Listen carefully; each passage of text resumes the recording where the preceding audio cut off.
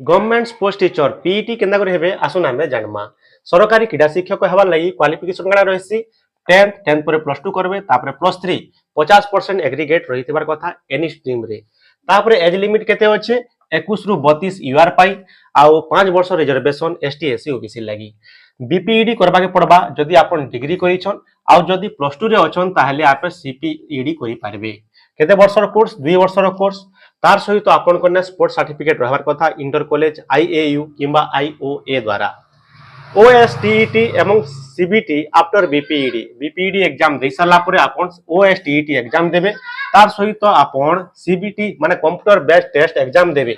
Exam process जदि देखमा preliminary exam 100 mark रहसी, मेन एग्जाम 150 मार्क रहसी।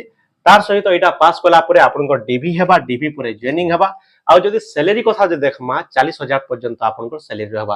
मोय डिस्क्रिप्शन रे टॉप स्पोर्ट्स कॉलेज मानकर ना दे देमी, आपण माने चेक आउट करि पारबे। इन्फॉर्मेशन जदि भला लागे तबे कमेंट करबे, तार सहित हां जहा के ई वीडियोटा जरूरी ताहा के शेयर कर दो। धन्यवाद।